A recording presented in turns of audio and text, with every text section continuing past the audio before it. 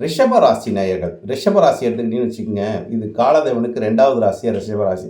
இந்த அதிபதி பாருங்க, உங்க ராசிய பார்க்குறார். ரிஷப ராசி அதிபதி 7ல் புதன், சுக்கிரனோட சேர்ந்து புதன், சுக்கிரனும் 7ல் இருக்காங்க. இவங்க அடுத்தது 8க்கு போறாங்க.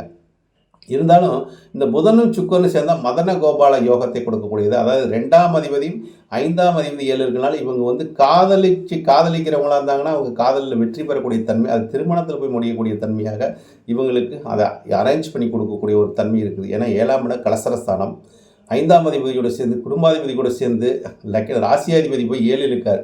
அப்போ இவங்களுக்கு நண்பர்கள் மூலியமாக, ஒரு நட்பு மூலியமாக நல்ல ஆதாயம் கிடைக்கும். அதே மாதிரி இவங்க காதலிச்சவங்களே திருமணம் பண்ணக்கூடிய அமைப்பு உண்டு. லவ்வை ப்ரப்போஸ் பண்ணக்கூடிய ஒரு தன்மை, இந்த மாதிரி ஒரு நிலைப்பாடில் குடும்பத்தில் ஒரு ஒற்றுமையை கொடுக்கக்கூடிய தன்மை, எந்த ஒரு ஒரு பிரச்சனையும் இந்த காலகட்டத்தில் உங்களுக்கு இந்த மார்கழி மாதம் ஃபுல்லாகவே இந்த ராசி பலனும் வந்து அனுகூலமாக இருக்குது. அதேமாதிரி 7ஆம் இடத்தில் சஞ்சாரம் செய்யும்போது பொது இடத்தில் வந்து உங்களுக்கு நல்ல ஒரு பேர்களையும் கொடுக்கக்கூடிய தன்மை ரிஷபராசிக்காரங்களுக்கு எப்போவுமே ஒரு யோகம் தான் அவங்களுக்கு உண்டு. இருந்தாலும் அவங்க வந்து உழைப்புக்கேற்ற பலன் கிடைக்காதுன்னு அடிக்கடி சொல்லுவாங்க.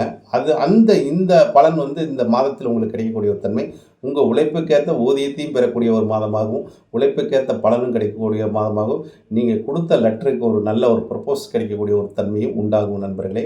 அதனால் ரிஷபராசிக்காரங்களுக்கு இந்த மாதம் ஒரு யோகத்தையும் கொடுக்கக்கூடிய ஒரு தன்மையாக இருக்குது.